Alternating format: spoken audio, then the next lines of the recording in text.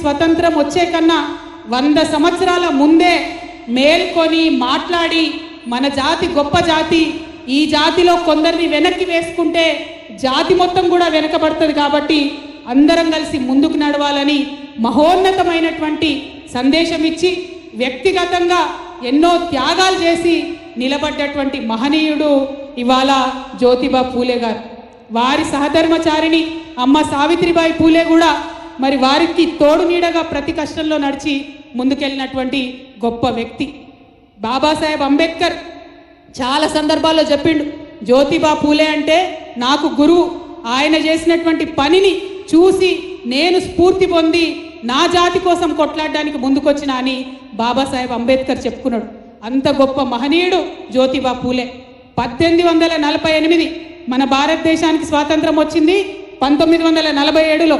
కానీ 1848లో జ్యోతిబా పూలే గారు ఆనాడే మహిళల కోసం పాఠశాల పెట్టినటువంటి గొప్ప వ్యక్తి. ఇవాళ నేను ధైర్యంగా మీ ముందు నిలబడి 2 మాటలు మాట్లాడుతున్నా అంటే ఇవాళ ఇంతమంది మా మహిళా సోదరిమణులు వచ్చి ఇక్కడ దీక్షలో ధైర్యంగా పాల్గొంటున్నారంటే ఆనాడు ఆ మహనీయుడు చేసినటువంటి కృషి అని ఇవాళ చెప్పక తప్పదు.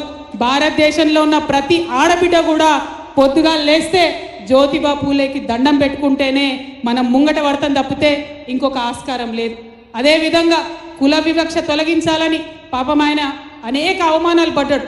ఆయనకు ఒక మంచి దోస్తు ఉంటాడు, ఆయన బ్రాహ్మణుడు ఉంటాడు, స్కూల్లోనే చదువుకుంటుంటాడు ఆయనతో కలిసి. ఆ బ్రాహ్మణ సోదరుడు మిత్రుడు పెళ్లికి పిలిస్తే పెళ్లికి పోతాడు. ఆ పెళ్లిలో ఆయనను అనేక అవమానాలకు గురి చేస్తారు.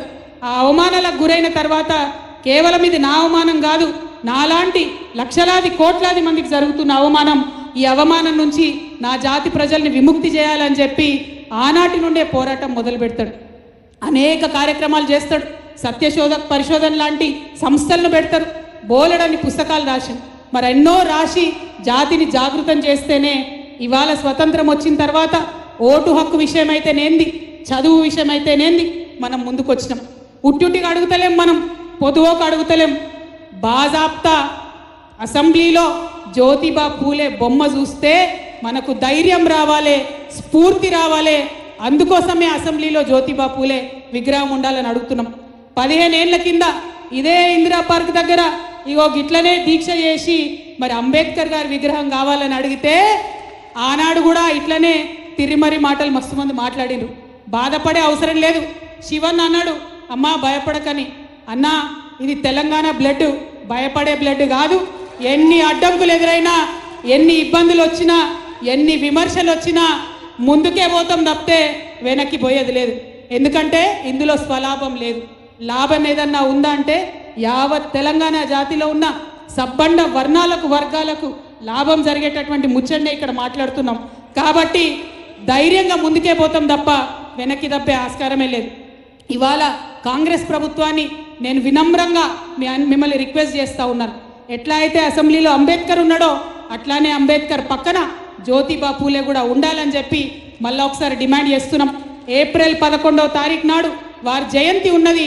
ఆ రోజన్నా ప్రకటన చేసి తెలంగాణ బీసీ బిడ్డలకు మీరొక స్ఫూర్తినివ్వాలి, మద్దతునివ్వాలని చెప్పి ప్రభుత్వాన్ని డిమాండ్ చేస్తూ ఉన్నాం. మరి ఇదే విషయం మనం మాట్లాడుకుంటా ఎట్లా అయితే జ్యోతిబా పూలే విగ్రహం ఉండాలన్నామో అట్లనే మనకు రిజర్వేషన్లు కావాలన్నాం.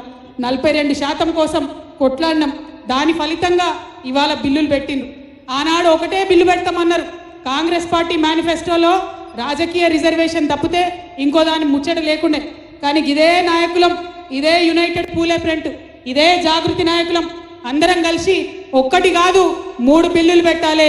విద్యకు సపరేట్గా పెట్టాలి, ఉద్యోగాలకు సపరేట్గా పెట్టాలి, రాజకీయాలకు సపరేట్గా పెట్టాలని డిమాండ్ చేసినాం. అప్పుడు కూడా నవ్విండ్రు, అప్పుడు కూడా మస్తు మాటలు అన్నారు. కానీ సోయి తెచ్చుకున్నారు. రాజకీయాలకు సపరేట్ బిల్లు, విద్యా ఉద్యోగాలకు సపరేట్ బిల్లు, 2 బిల్లులు అసెంబ్లీలో పెట్టిందంటే అది కేవలం యునైటెడ్ పూలే ఫ్రంట్, తెలంగాణ జాగృతి, బీఆర్ఎస్ పార్టీ 50 మంది తెలంగాణ బీసీల విజయంగా ఇవాళ మనం భావించాల్సినటువంటి అవసరం ఉన్నది. మరి మళ్ళీ డిమాండ్ చేస్తూ ఉన్నాం, మీరు ఖచ్చితంగా ఆ బిల్లు ఎక్కడుందో చెప్పాలి. అసెంబ్లీలో కౌన్సిల్లో బిల్లు పాస్ అయి 4 వారాలైంది. 4 వారాలైన తర్వాత గవర్నర్ దగ్గర ఉన్నదా, మరి గవర్నర్ దగ్గర నుంచి ప్రెసిడెంట్ దగ్గరికి పోయిందా, ఏమైందన్న విషయం ఇప్పటివరకు చెప్తలేరు. ముఖ్యమంత్రి గారు ఏమన్నారు, ఇక బిల్లు పాస్ కాగానే తెల్లారే అఖిలపక్షం దోల్కొని ప్రధానమంత్రి దగ్గరికి పోతా అన్నారు. పోయినరానే ప్రధానమంత్రి దగ్గరికి తెలంగాణ రాజకీయ నాయకులు పోయినరా? పోలే. ఎందుకు పోలే?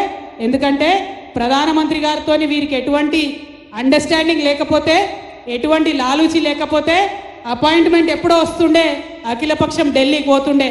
కానీ బీజేపీ పార్టీని కాపాడడానికి ఇవాళ కాంగ్రెస్ పార్టీ కేవలం మనని ఢిల్లీకి తీసుకుపోకుండా ఒక తుపేల్ ధర్నా పెట్టిండ్రు. అక్కడ ఏం చేసిర్రు? కాంగ్రెస్ పార్టీ నాయకులంతా ట్రైన్లు కట్టుకొని ఢిల్లీకి పోయినరు, ఆడ కూర్చున్నారు. ఇక పొద్దున్న బ్రేకింగ్లు టీవీలలో, ఇక రాహుల్ గాంధీ వచ్చే, రాహుల్ గాంధీ వచ్చే, ఇక మా రాహుల్ గాంధీ వచ్చి ఢిల్లీలో మాట్లాడతాడు, గర్జిస్తాడు, బీసీ బిల్లు వస్తుంది తెలంగాణలో అని చెప్పింది. చివరికి ఏమైంది? రాహుల్ గాంధీ రాలే. ఎందుకు రాలేదంటే ఏం ఆన్సర్ లేదు, ఏం జవాబు లేదు. మళ్ళా గాడ మన తెలంగాణ బీసీ బిడ్డలే, కాంగ్రెస్ వాళ్ళే పాపం, అయినా బీసీలే కదా, కాంగ్రెస్ నాయకులే వాళ్ళ కూసున్నారు. ఆడికి ఇదే మన ముఖ్యమంత్రి గారు పోయి ఢిల్లీలో మాట్లాడిండు. పోనీ ఢిల్లీలో మన ముఖ్యమంత్రి గారన్నా మొత్తం దేశానికి అర్థమయ్యేటట్టు హిందీలో ఇంగ్లీష్లో మాట్లాడతాడంటే మళ్ళీ గాడకి ఇదే తెలుగు ఉపన్యాసం ఇచ్చే. ఇక మరి దానికి ఢిల్లీకి పోవడానికి నాకైతే ఇంతవరకు అర్థం కాలేదు. అది గల్లీలో పెట్టుకోవచ్చు కదా మీటింగు. మేమేమంటున్నాం, బీసీ బిల్లు ఢిల్లీలో పాస్ కావాలంటే ఢిల్లీలకు అర్థమయ్యే భాషలో చెప్పాలి, ఢిల్లీల మీద ఒత్తిడి పెరిగే భాష చెప్పాలి, మోడీ గారిని ఒత్తిడి పెంచేటటువంటి పని చేయాలి, బీజేపీ మీద ఒత్తిడి తీసుకురావాలి. మీకు ఎటువంటి లాలుచి